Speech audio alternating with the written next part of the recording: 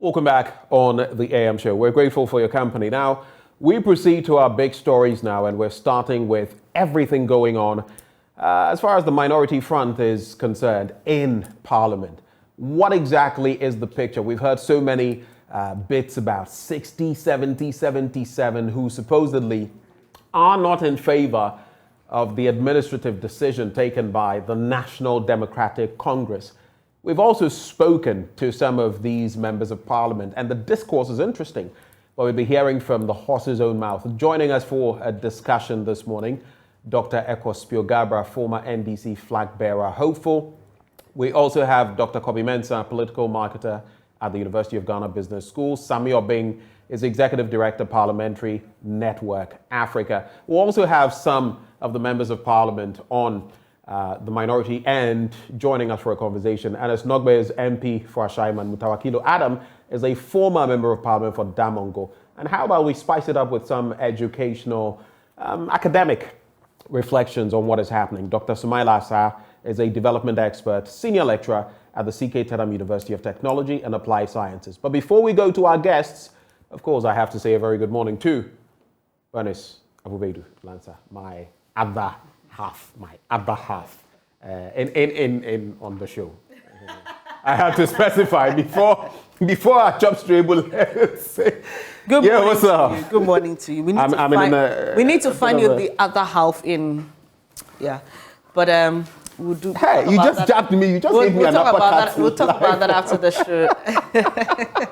Good morning to you. And yes, a lot has been happening since we had the conversation about what's happening with the NDC in Parliament. And we know the police stalled or prevented what would have been destruction of property at the Asawase constituency office. Same happened in Tamale. In Tamale as well. And you can understand these are supporters of Muntaka Mubarak, who until the reshuffle was chief whip of the NDC or minority in Parliament, and then Haruna Idrisu, who is leader or who was leader. And so there have been a lot of fallouts, but the big question is, what is the party doing to bridge this or to fix the cracks that appear to be deepening? And we are grateful to have Dr. Kobi Mensah, political marketer with the University of Ghana Business School, and Sami Obing, Executive Director of Parliamentary Network Africa. Thank you, gentlemen, for joining the program.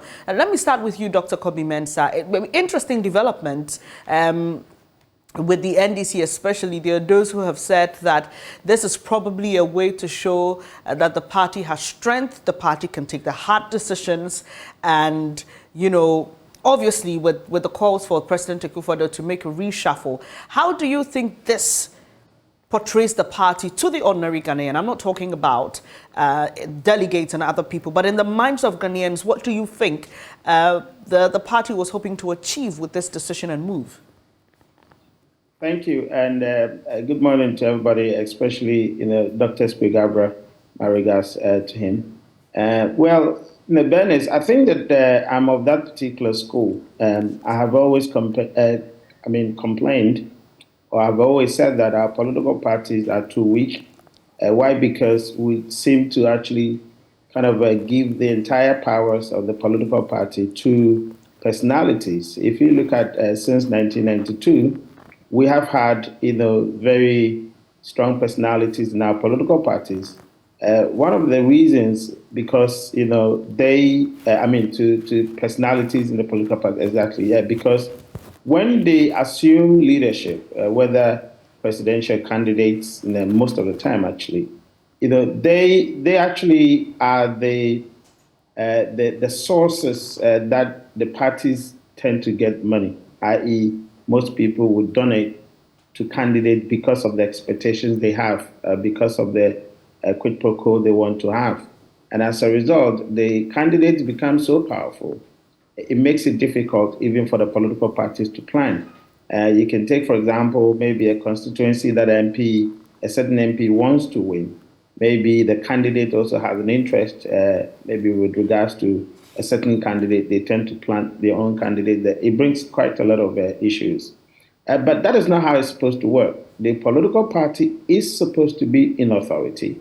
It's supposed to take most of the hardcore decisions before a candidate is actually installed. And then, of course, will the candidate be taking decisions on behalf of the entire political party? But we have, over the years, had political parties that do not wield those powers. Meanwhile, when you go across some of our to some of our countries, African countries, we've seen evidences of ANC recalling its even a president, Jacob Zuma, for example, when he was actually embroiled in quite a number of scandals. We saw ZANU-PF recalling President Mugabe at the latter stages, because he was actually bringing quite a lot of instability to the political party itself, not even talk about the country. So we need to have our political party stronger. And I think that this is a reflection. Now, I tweeted that we are in a new dawn because if you look at the ninth parliament, quite a lot of things have happened. We have had, hung parliament. We have never had it before. We had MPP, parliamentarians asking the executive to remove the the finance minister. We've never had that before. And now we have the party in parliament of NDC in the coalition course with the party itself. A fantastic development. And I think that we need to actually look at that from a very positive perspective. Now, we can articulate quite a lot of issues, whether there were consultations or there were not consultations. But when you look at the communique and the behavior, it looks as though the entire leadership of the NDC actually took a very bold decision. And they are not wavering. You cannot actually, you don't even hear quite a large swathe of disagreement. In fact, the contentions are actually coming from the specific players, which is those parties involved. I mean, those candidates involved, their constituencies. Doc, are you saying that? Sorry to interject, Doc, but are you saying that there are about 66 MPs whose names have been listed for wanting more engagement on this do not constitute a large constituency for you when it comes to those who have registered their displeasure about how things were done? They are significant, but they don't, because I've monitored quite a lot of conversations, going on social media, in the communities, and there seemed to be some sort of agreement of the base of the NDC with the leadership. Now, those in Parliament, remember, during the vetting process, the large chunk of the NDC's base were very much unhappy with those in Parliament. They seem to have arrogated to themselves certain powers. And I think the leadership decision to sort of distribute those powers, it's a very good one for the grassroots. And I have monitored in the conversations over and over since this particular issue happened. And it seems to be that the base of the NDC, apart from those core people that are involved at their bases, quite a lot of people are actually in agreement with the leadership. Interesting. So we are yet to hear if that engagement will happen. That's between these MPs and the party. But already we're hearing from some of those involved. Yesterday in the papers, we saw publications about reactions from Haruna Idrisu himself. This morning, about an hour ago, Dr. Kazia Latoforsin has made a Facebook post. We've also got our eyes on him. We know that there is likely going to be some sort of address. We will bring that to you when it's ready. We will be bringing you that, but let me just let you know what he's been saying. So he says, "My dear friends, I'm honored and humbled to have been chosen to lead our illustrious and gallant caucus in Parliament. I thank the leadership of the party who have placed their trust and confidence in me. I'm also deeply grateful to colleagues, the rank and file of our party, and the Ghanaian people for their profound support and solidarity. I've held fruitful and positive conversations with my senior brother, Haruna Idrisu. I commend him for his admirable stewardship when he was granted the opportunity by our party's leadership. As leader, it will be my duty to represent our collective goals with unwavering dedication and high integrity. I have no doubt that with your support, we shall succeed. May God bless our efforts." And that is from Dr. Kaziel Attoforcing there on social media. Like I mentioned, we know that he may be addressing all of us soon, so our man Kwekwa Santa is on standby for that. Doc, I'll have you hold on just a second. Let me welcome Dr. Kospio Gabra. Good morning to you, sir. Thank you for joining the program. Good morning and great day for all your wonderful listeners, wherever they may be around the world. Right. Sorry, we are losing you a bit. It appears that your sound is getting quite faint. Hello. Can you hear me better now? Hello, Doc. Well, it's much better than it was. So we've had reactions from leadership, from Parliament. What was your reaction when you heard about this reshuffle? I thought it had been long expected because for many months there was awareness that there were some challenges in parliamentary lineup and also the parliamentary leadership. And of course, the current leadership, I believe, have been there for possibly as long as 5 or 6 years. And so sooner or later, just as others have been there before and have also moved on, a time would come when they would have to change. I mean, parliamentary leadership is not a permanent position for anyone. And so I'm sure if you look into the history books, and if the party wishes to share the information for the general awareness of the general public, you would notice that we've had at least 10 different minority and majority leaders of our party in Parliament. And so this is just one of a fairly normal process which takes place from time to time. Maybe the public has not paid as much attention to it, or because of the apparent disagreement among some MPs, this has become a headline issue. Otherwise, there have been many, many changes over the years, and maybe nobody has taken notice except the MPs themselves. Apart from the disagreement by some of these MPs, there are delegates, their party supporters and sympathizers who are not too enthused about it. In Tamale and in Kumasi, Asawasi to be precise, there was some protest. There were burning of tires, and security officials had to be called in to avert what could have possibly been destruction of the party's property. Is there any way you think the party could have communicated this better so that we wouldn't have this, or this is just something we can't avoid? Well, I think it can be avoided if the party executives, the party members get to know and appreciate on a sustainable basis that there will be changes from time to time in the party's leadership lineup, just as they themselves, national executives and party executives from all over the country, went and voted recently to change the party's leadership. For that process, I suppose they understood it, partly because they had various payments from various sources within the party itself to travel from one area to the other and to come to Accra to the sports stadium for a day and a half and to vote for their leadership.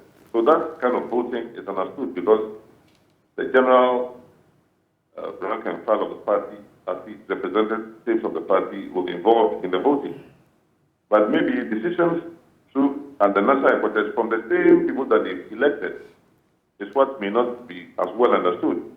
So yes, if your point is that going forward, there should be programs of greater sensitization and better education of our rank and file to understand and appreciate that the appointments that are made to leadership positions in the party are not permanent appointments that anybody can take and hide in their bedrooms.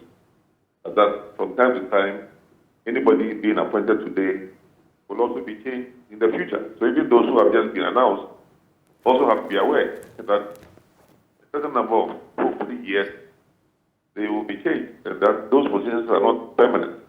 So it is at this time that those who are being appointed now have to, their supporters who may be rejoicing may have to be aware that the rejoicing only is for a temporary period and not forever.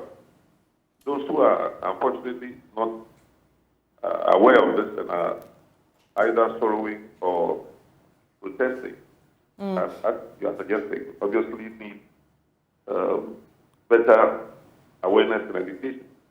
Right. So you have said that this was long coming. You've mentioned that you were aware that there were some issues with the leadership of the minority in Parliament. The chairman of your party says this has nothing to do with functionality. And he says it's for preparation towards election 2024, for regional reorganization and representation. Is there something we need to know? Is there something you know beyond what the chairman has told us, for which reason you say that there was a certain problem with the leadership of the caucus? No, except for the fact that, it's generally known that many Ghanaians and, of course, many NDC people were not pleased with the fact that almost everybody that was recommended for ministerial appointment got appointed, even though not everybody thought all of them were qualified for the position. So whatever took place that enabled every single nominated MPs candidate from becoming a minister or deputy minister, obviously it's a parliamentary issue, but I think there were reactions from different parts of the country that included from NDC members and MPP members, which indicated that there wasn't universal satisfaction about that. So that's just one such example. Is it the case? Is it the case that from your personal interaction with party colleagues and members, there was the feeling that the former leadership was doing its own bidding and not that of the party, and was not in sync with what the party wanted? No, the former leadership did very well to the extent that they were able to elect a speaker of parliament that was not from the so-called majority side. That was a brilliant, whether you call it a coup or strategic achievement. But that has not been that every single thing that was going on in Parliament has also received universal appreciation. And I want to point out a few incidents that obviously in any Parliament, not everybody will be happy with everything that goes on in the Parliament. Even the parliamentarians themselves have had occasion to not be happy about one thing or the other. I think we remember that Mr. Wijeto Ablakwa apparently resigned from the committee that Appointments committee. So whatever his reasons were, he probably shared some of it, and he probably didn't share much of it. But I'm saying those are symptomatic of some of the challenges that face any parliament. But the important thing for Ghanaians, including NDC members, to appreciate, especially because we all recently watched the World Cup matches and Africa Cup of Nations matches that are still going on, that any coach has the right to replace the team members at different points in time based on a strategy that maybe he alone or a few in the leadership of that team are aware of. So the current leadership of NDC, who are just going to office after the elections of December last year, obviously have to review various aspects of the party's organizational structure and leadership as we approach the 2024 election. And if in their judgment, certain realignments were necessary to put forward certain individuals who will play different roles from those who were in office in the past, then that is what leadership is supposed to do. The question arises as to how do you consult or inform the affected person? And of course, here there are different statements because most of us, of course, were not part of the issue process. So whether people felt they were consulted at all, or only consulted partially, or not consulted well enough, or no matter how much consultation you had with them, they just did not accept or agree with the changes. We probably will never know because nobody, when I was being moved as a minister for communication to education, President Rollins didn't call me to find out whether I will agree to my new designation. And I think most ministers who get reshuffled don't ever get any warning about pending reshuffle. So, and indeed, NDC people, the same NDC people have potentially complaining about some leadership reshuffling in Parliament, and the very ones also calling on President Akufo-Addo to reshuffle his ministers.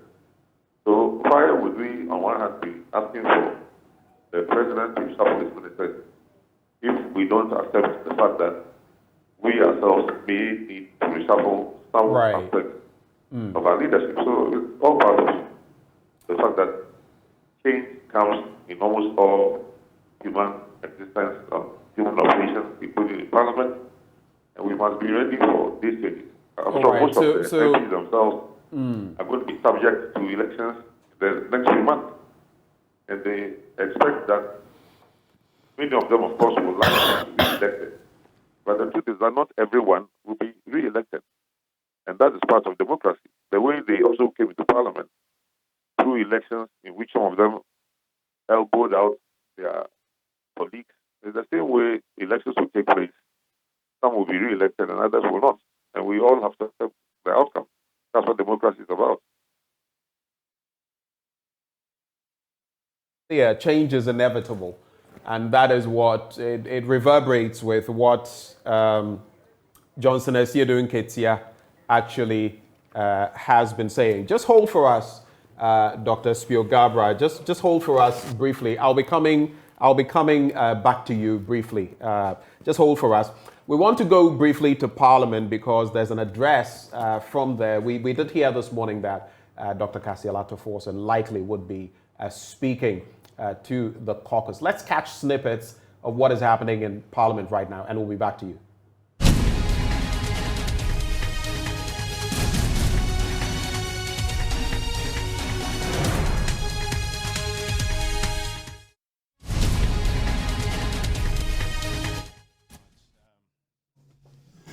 Good morning. First, let me say that I'm deeply honored and humbled to have been chosen to lead our gallant NDC Minority Caucus in Ghana's Parliament. I wish to use this opportunity again to thank the leadership of our great NDC party, who have placed their trust and confidence in me. I'm also deeply grateful to our colleagues, the rank and file of our great party, the NDC, and the people of Ghana for their profound support and solidarity. I have held fruitful and positive conversation, in fact, frank conversation, with my senior brother, the Honorable Haruna Idrisu. I commended him for his admirable leadership and stewardship when he was granted the opportunity by our great party to lead us.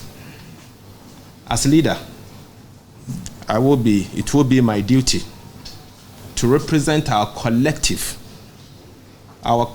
goals in particular, with an unwavering dedication, and most importantly, with high integrity. I have no doubt that with the support of the entire Minority Caucus in Parliament, we shall succeed. May the God Almighty guide us and bless us all. But let me also add that our first responsibility is to unite the caucus, and that will be number one on the agenda. Things of this nature happens, but obviously there's the need for us to show leadership, and we will do just that. Most importantly, I will focus the next month to tackle three things. First, I wish to first of all send a message to the MPP that the people of Ghana are calling on them to downsize their government, to reflect the mood of the country. You are asking people to forgo their coupons or interest. You are asking the ordinary Ghanaian to sacrifice his payout And so therefore, if His Excellency the President intends to reshuffle his government, let it be known that we in the NDC will not accept an attempt to increase the size of government. And if the current size of his ministers increase by one, that one person may not receive our cooperation. And in the end, we also wish to assure the people of Ghana that as part of our engagement with the Finance Committee and the Health Committee, we have agreed to do public hearing on the audit of the COVID-19 expenditure, public hearing, beginning on the 7th of February 2023. At that point, we will pay due diligence to the duties given to us as the people of Ghana. And then finally, we will also embark on a roadshow where we will galvanize the people of Ghana and educate them on the meaning of what this economic crisis is going to take us through. But to conclude on this matter, I will appeal to the rank and file of our great NDC party to keep calm. Members of Parliament are in good hands. We will work with them with due diligence. Obviously, we are not new in this house. I've been in this house for 14 years. I know the capabilities of all our colleagues. Some I met, some came to meet me. I have worked closely with most of our colleagues, and I can assure you that together we shall succeed. Thank you. Thank you.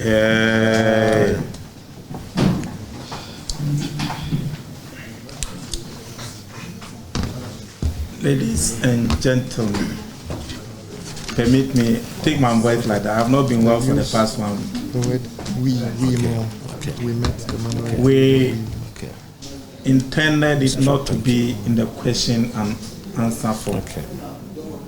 This is the first time the new leader is addressing the press, and we are all witnesses to what is happening in the country.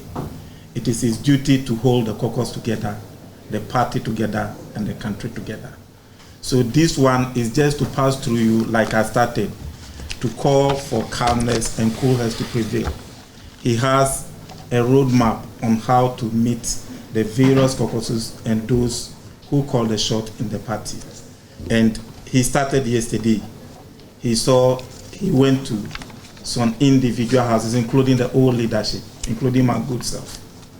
So we will not want a situation whereby it will be the normal press conference of the questions and answers. And I believe, as members of the Parliamentary Press Corps, who are well versed in broadcasting Parliament, you understand it better than my good self. So if you accept my candid opinion, and that is the opinion of the minority leader, we will proceed. Thank you very much.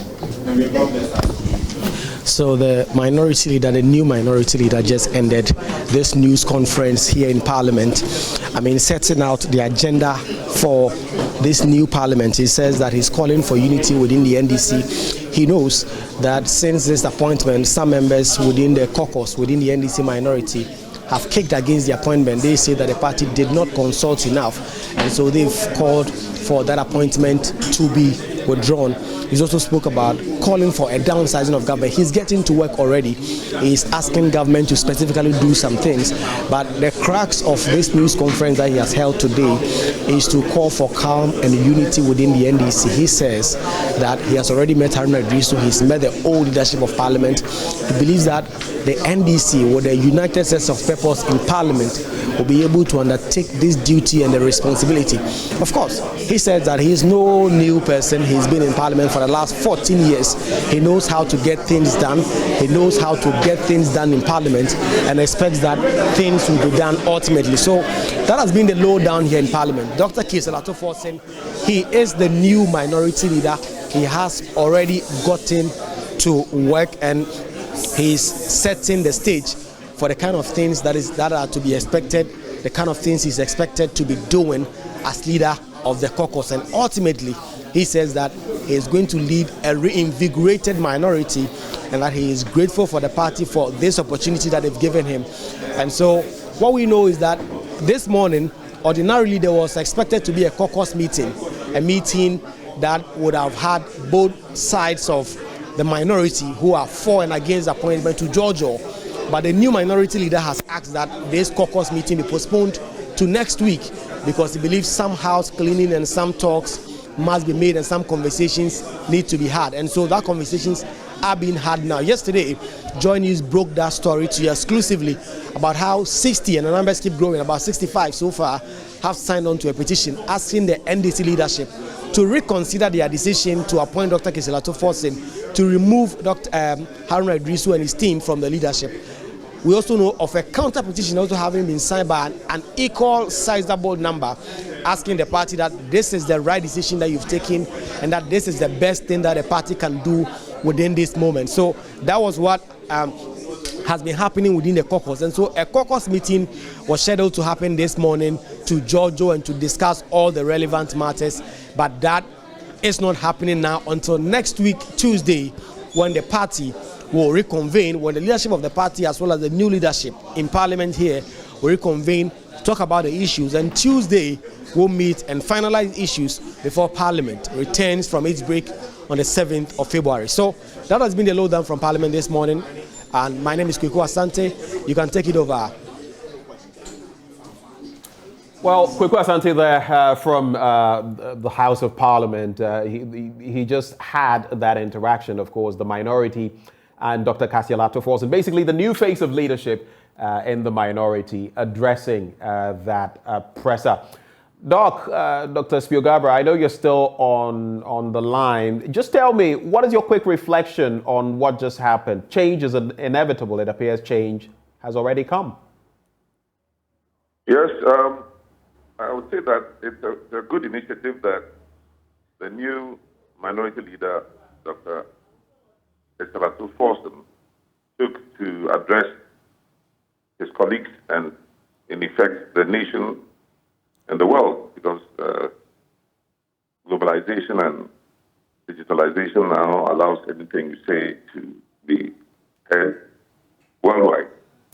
But I think his interest in establishing his leadership methods and his desire to unite the front of the minority leadership in Parliament and to also begin by, as he said, undertaking a roadshow, I guess, to various regions of the country to address the economic and financial issues that are currently besetting the country, and also the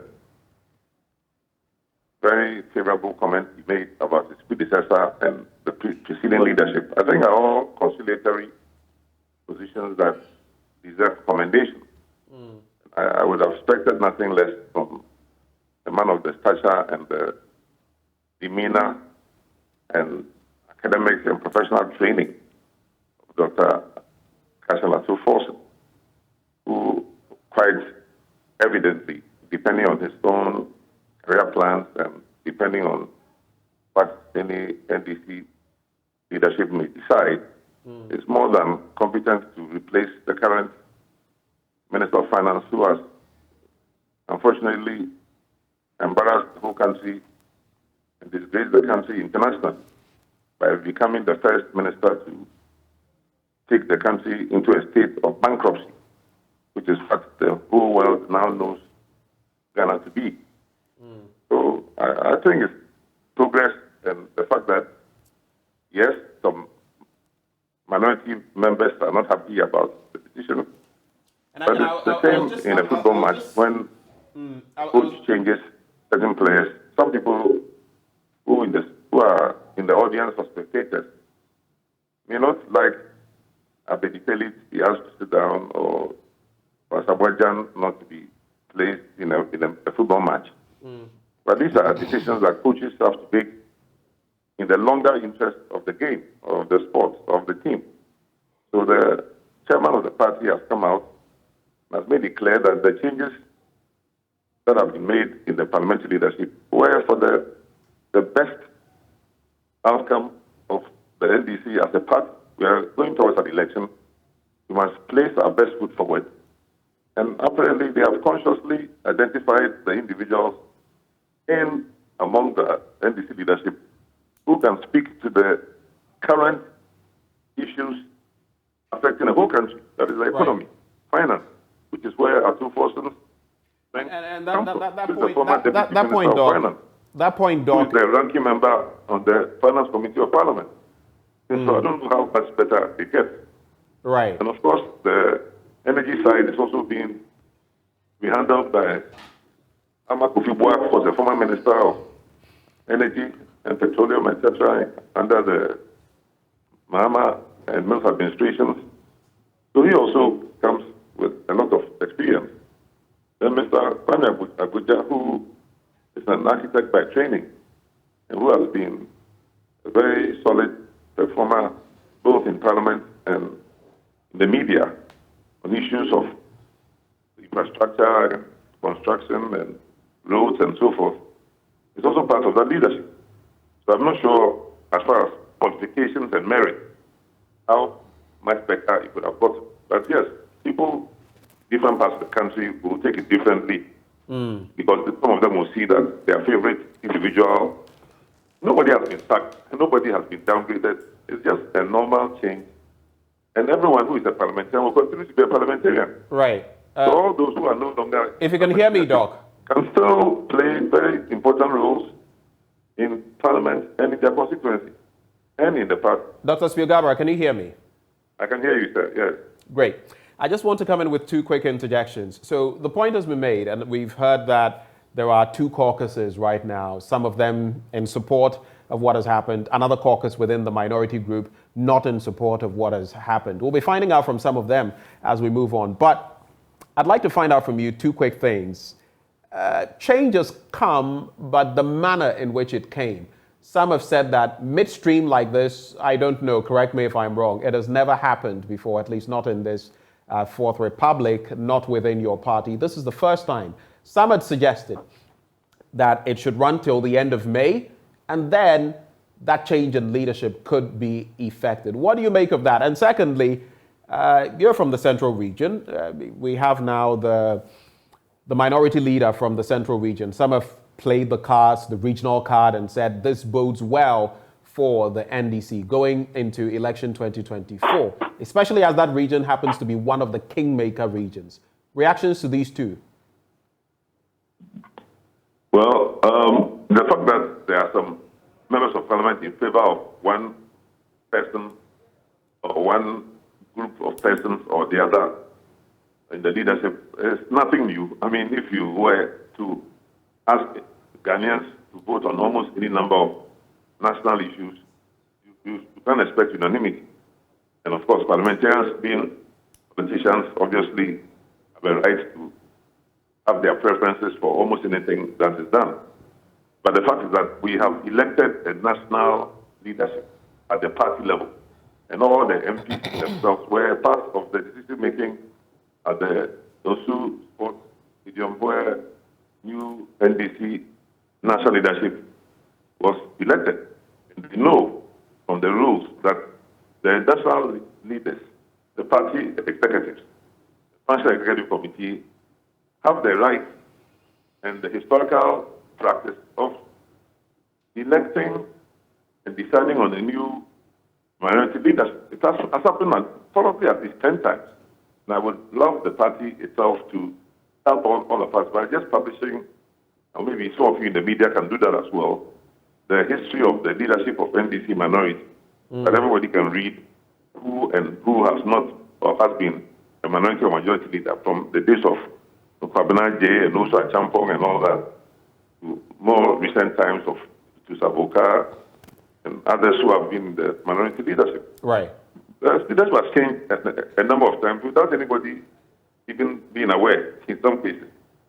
So where this one is, when these will have started, the ones that have been reshuffled, if I have my facts correctly, I believe I've been in office at least 5 years. going on 60. And I don't think, if you compare that to the length of time previous minority or majority leaders have stayed in office, this will not be the shortest. It probably will be among the longest. Right. So the time, people can talk about, there's a right time for this, the right time for that. Once there's been a national election, there's a new executive that have been voted, they have a right to review all appointments and all positions within the party structure and to seek to realign the positions for the game that we are playing, which is a local match with an opponent.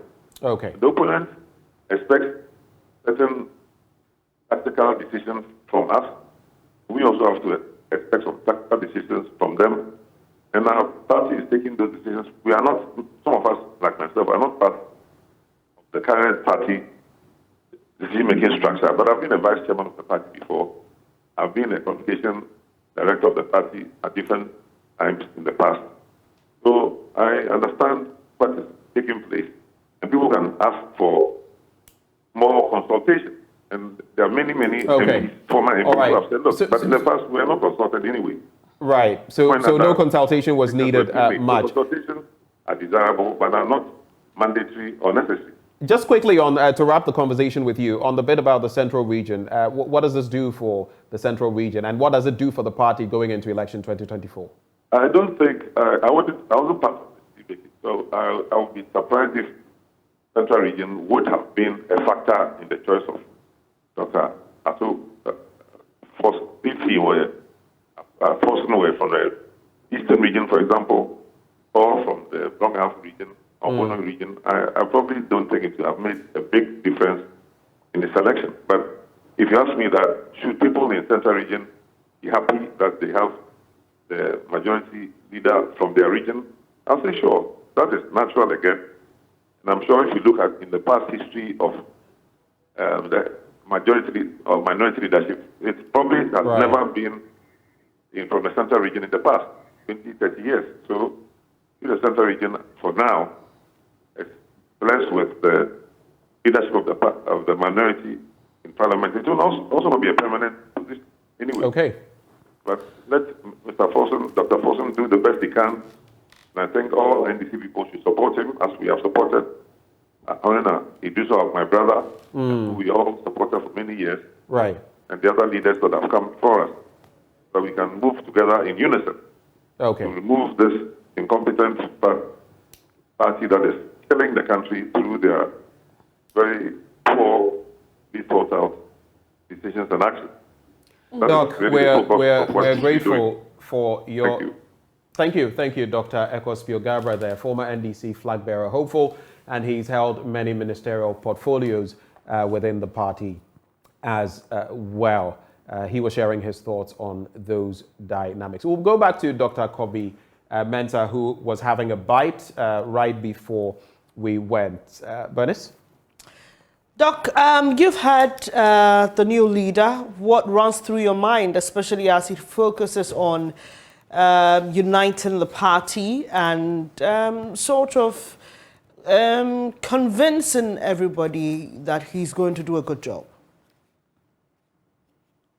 I think that it was very tactical for the new leadership to hold that particular press conference, as Dr. Spigabra actually said. Obviously, having adored, the new leadership, if there was any lingering doubts, that there were going to be the party leadership was going to rescind the institution because of perhaps the the counter motion that is actually going.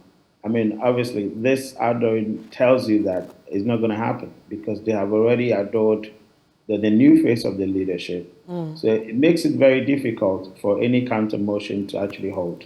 And then, of course, you could actually, tell their readiness and the kind of, things that, Ato Forson actually talked about.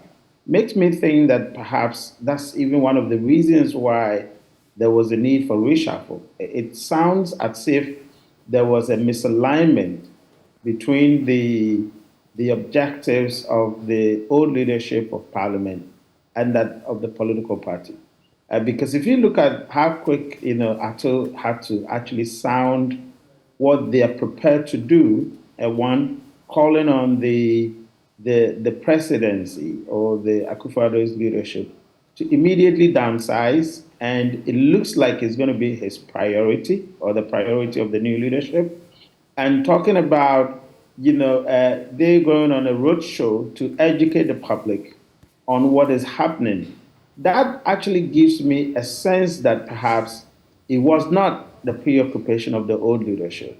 And remember, the NDC new leadership saying that they want to be a battle-ready leadership that is prepared to take back the administration of the country.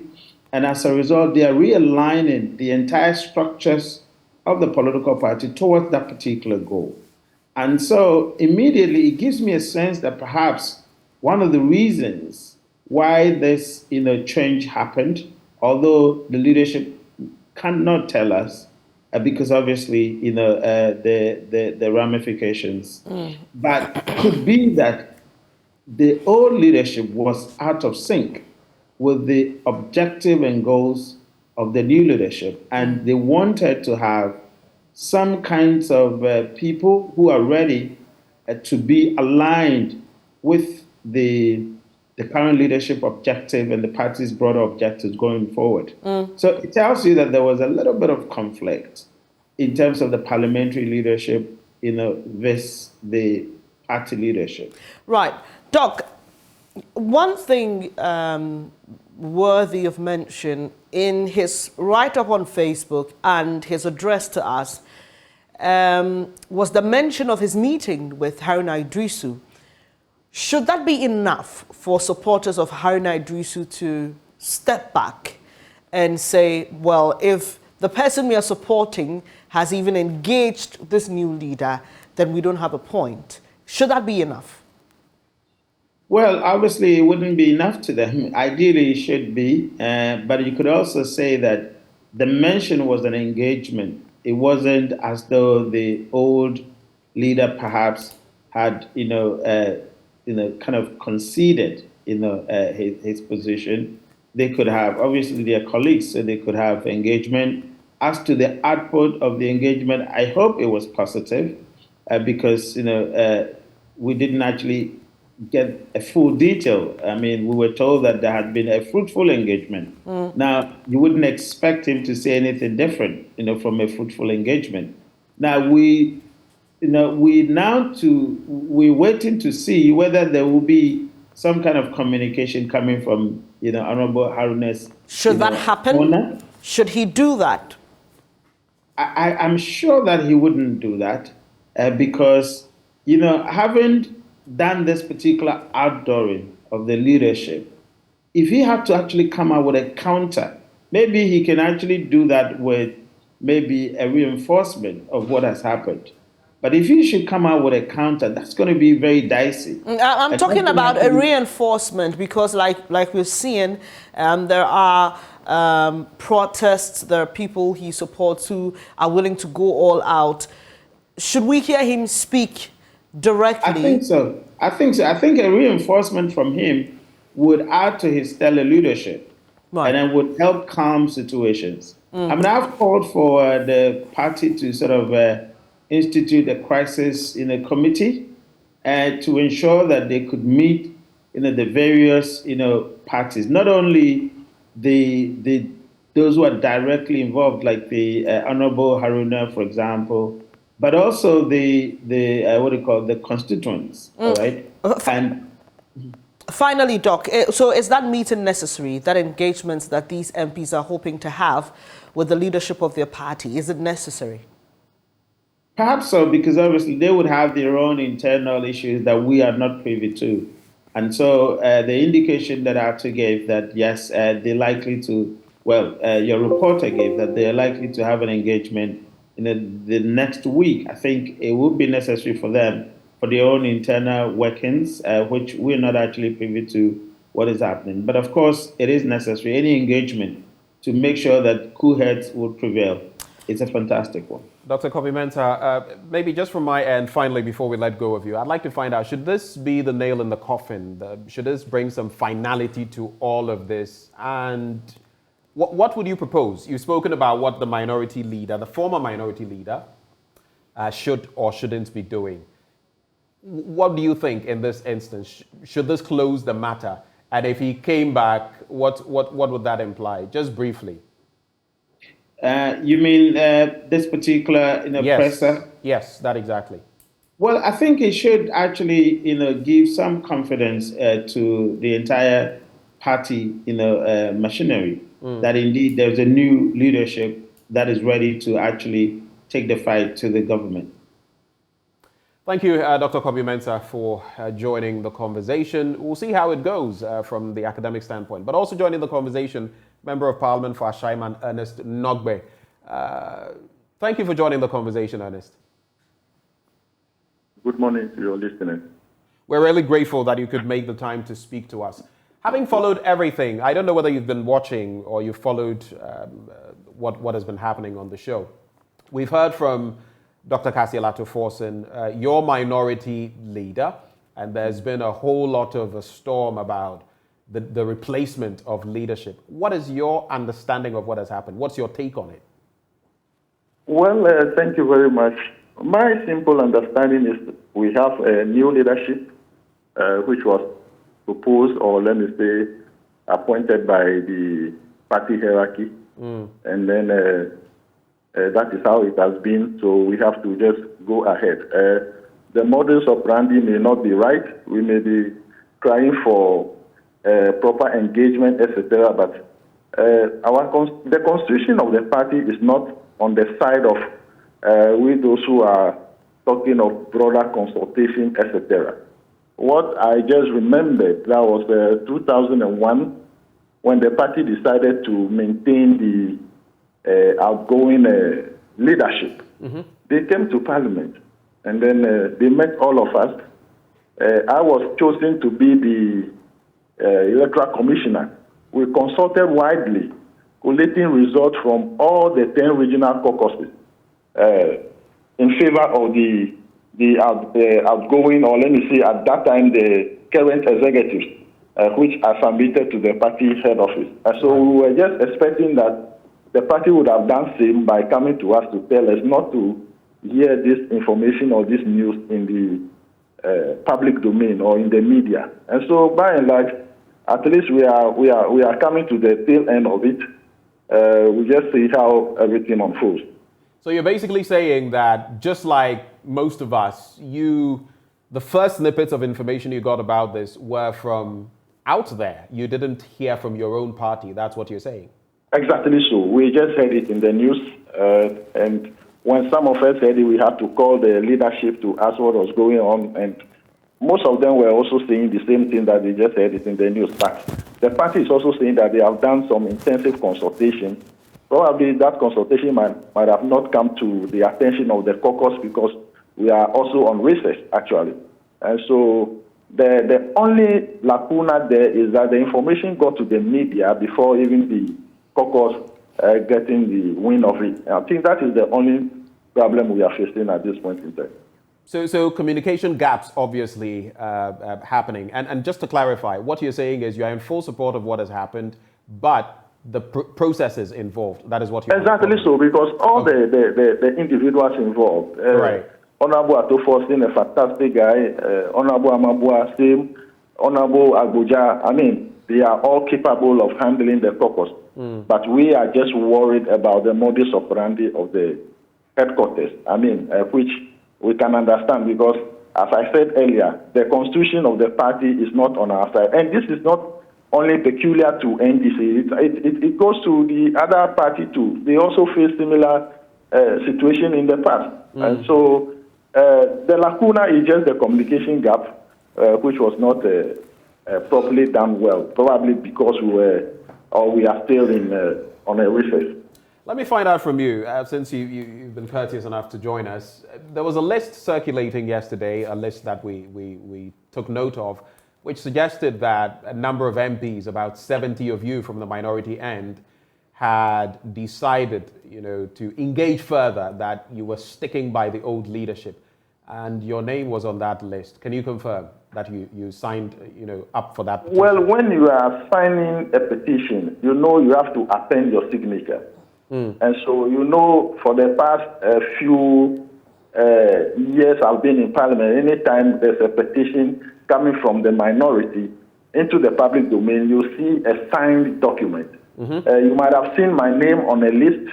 That is just a list. The petition, that is what we have to be working with as we speak now. And I'm not sure as we speak now there's any petition presented to the party or signed by or completed by any individual yet. And so what is in the public domain, I can take it as a false publication because, the media is also trying to be the first to report, so they are not getting the accurate, information to report on. Some say 48, some say 77, some say 60, some say... But as we speak, the list that is in the public domain has been even, modified to another number in another platform, on another platform. And so I can just treat that list for now as just misinformation in the public domain. So just to when the clarify, actual petition comes out, you see a signed document. Does that mean there's a petition in the works? Well, that is what we are all hearing in the public domain. And so if you see a signed document, that means that is the petition. But what you are seeing now is just a list that is in circulation. So in other words, you did not give any such permission, you did not have any such interactions with any members of parliament? I might have had that interaction with a lot of members of parliament, also making my argument for or against whatever it is. If that might have been the resultant effect of names being compiled, we are all not saying we have not made or lamented on the matter. But I am saying that is not a petition to be sent to national or to the Adabraka or to anybody. So it's just a list that is in the public domain. But, sorry to interject, but Mr. Nogbe, why do you think that your name will be included in such a list? Was there any discussion? Were you part of any caucus that met for any reason? I think you should understand my point of view. What are you using the list for? Is it a petition or is it a list you are talking about? We are talking about petition. We are not talking about list in public domain. And so when your name is in the public domain or is on any list, it's just a list. And you should be talking about petitioning the Adabraka office, not just a list in the public domain. But if you say it's just a list, that will not result to anything. Mr. Nogbe, if you say it's just a list, what if I told you that this list emanated from a colleague member of parliament of yours? What would you say to that? Pardon me, can I hear you well? You say it's just a list, it's not a petition, it doesn't have your signatures. But what if I told you that this list, this supposed list, emanated from one of your members of parliament, your colleagues in parliament? What would you say to that? But that is your source. And so whether your source is authentic is up to you to verify. It is your source in parliament, yes? I may even give you that list, whether you have to verify whether it's an authentic list or not. Mr. Nogbe, so have I you don't signed? have problem whether it is emanating from parliament or any other place. What I'm just saying is what I have said. Okay, but have you signed on to any petition? It may not be what we've seen on social media. I have not signed any petition as I speak with you. I have not signed any petition yet as I speak with you. I may or I may not, but as we speak now, I have not signed any petition yet. Right.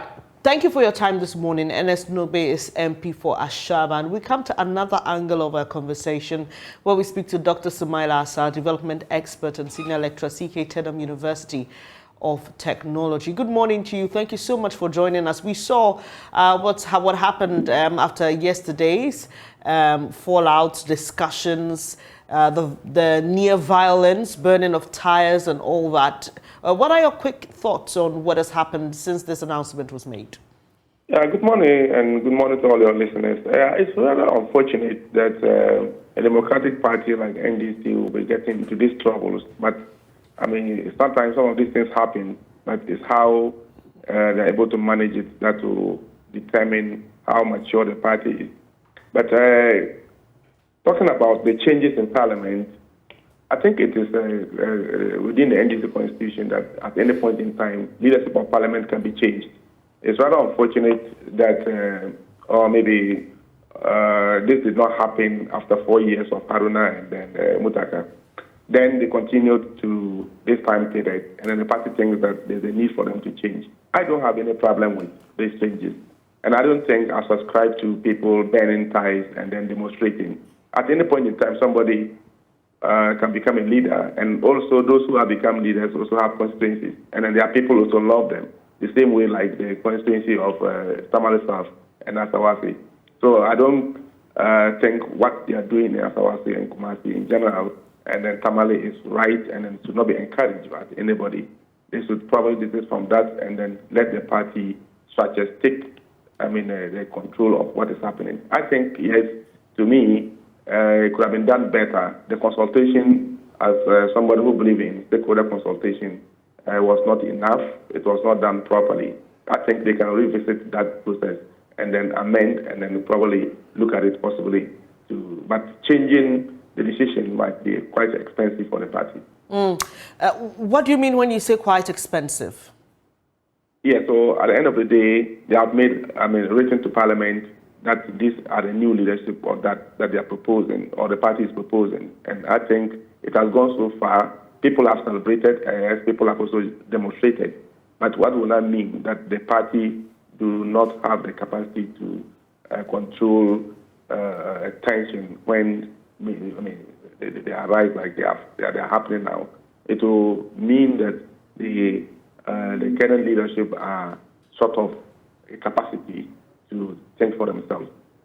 Does this move by the leadership of the party, does it add credit to its democratic gains as a party, or it takes away from it, considering the concerns about lack of consultation and all that? Yeah, to a large extent, the party falls short when it comes to democratic processes, because at least the caucus in Parliament needed to have been consulted, and then other stakeholders. But consultation is a process, and sometimes we have different forms of consultation. Sometimes you may decide to do wider consultation, or you do limited consultation. All depends on the strategy that you want to adapt. The defense, sorry to interject, but the defense of the leadership of the party and even former executives, like we heard from Dr. Ekospio Gabra today, is that, well, what they've done is not against what their books say. So there's nothing illegal per se, because they are going by the practice and what the books prescribe. Would you say, based on what we've seen now, they should begin to look at how some of these decisions are taken? Should this lead to reforms? Yes, definitely, because one, it could be illegal but not right in the context of the feelings of others, because the party is not one person's party. It is a collective interest of people and different groups of people in this particular case. So yes, legally, the party constitution doesn't prescribe that you should go through all these long processes of getting everybody to subscribe to your decision. But as democratic processes also demands that you get involved in the process of decision making. Yes, we can't run away from the fact that the Asawasi or Kumasi area, the party has a very strong hold there, and Tamale as well. So these people also have a stake in the party, and therefore their views need to be consulted. Yes, I think what probably did not also go right was how the old leaders communicated that to their constituents. Because I am informed that they were consulted before the letter was sent to Parliament. So I guess maybe they should have been at the forefront of talking to their constituents. That yes, I've been consulted, I've been talked to, and therefore these changes have been made. I don't know why that was not done. And then in Kumasi, we didn't see Mutaka also exhibiting that kind of. I doubt whether they were not informed before the letter was sent to Parliament. And according to Asiri Ketia, the General has made it very clear that they were consulted. So at that point, I also feel that they could have also done better to quell down this tension at their constituency level, so that at least their constituents will not be happy, but the action presupposed that maybe they ignited it, and that was not good for their behavior as well. I don't know if you listened to Dr. Kasia Latofosen's address just a few minutes ago. He's been calling for unity. He's been talking about what the Minority Caucus's focus is going to be. He spoke about the president downsizing his government, sending a strong signal about what his leadership is going to look like. Moving forward, what should be done? Because, I mean, and we've been having these discussions since the announcement made pictorially. We're just imagining how or where Haruna Idrisu will fit in the scheme of things in Parliament, what kind of role he will be given if there is any available for him. But for you, what should the party do to ensure that there's real progress after this and there's no deepening of the cracks and fractures that have been created?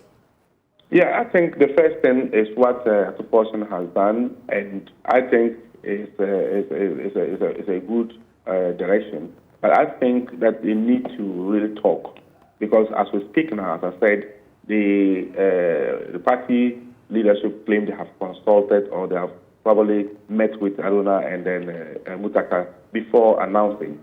Therefore, means that they agreed or they are happy, or if not happy per se, but they have some level of agreement to the party decision to change them as leaders of the House.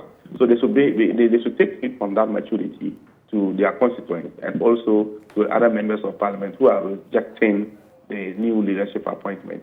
So at the end of the day, there should be that consensus, because one, it is clear that the party wants to wrestle power from the NPP in 2024, and these are part of the strategies that have been adopted for changing the funds and then the battle fund. That should be convincing to everybody in the party, at the parliamentary level. Because in any case, Proportion is not the one who is going to talk all about the economy. Because when we're talking about economy, we're also talking about different facets of the economy. We're talking about the political economy, which is also now an issue for discussion in our political dispensation. So we also have people who have those backgrounds. Haruna definitely is not naive in economics, because he has led ministries that dealt with economic issues. He had been the Minister for Trade before, so he's not green in economics to be able to lead a ministry like Trade. So to a large extent, he has qualities that needs to be tapped into the leadership role of Parliament as they have now. I've always said this. I remember some of these things in early days back in 2008, 2009, when I used to work closely with Parliament at the Center for Public Interest Law as the parliamentary relation officer. And these are some of the things that we used to really talk to political parties, and particularly the caucuses in Parliament. Right. You need to have that understanding that the agenda of Parliament is how you are able to convince the populace. For instance, if there is any argument on the economy, it is not one person who's all the time being on the platform talking about economy that makes Ghanaians believe that you have economic muscles to rastle the country. Right. You need to have the team, and then this team needs different group of people with different backgrounds. And Haruna definitely has qualities that need to be tapped in. Proportion needs to understand that, and then let's see how best they are able to control this tension, and then get back to their asses and then get their way out towards 2024. Thank you so much for your time this morning. Dr. Assah is a development expert and senior lecturer, CK Tedham, University of Technology and Applied Sciences. And this morning, we've been talking about the fallout of the NDC's reshuffle in Parliament, hearing from different persons. We heard from Dr. Ekospio Gabra, who has been an executive of the party before, former flag bearer, hopeful. We've also been hearing from Ernest Nogbe, who is an MP for Ashaman. And also we've been hearing from Dr. Kobi Mensah, who is a political marketer at the University of Ghana Business School. Apologies, we couldn't bring you that interaction with Mutawakilu and Sami Obeng with Parliamentary Network Africa. We had to go to Parliament to bring you that live feed where Dr. Kazi Alato Forson addressed us, Benjamin.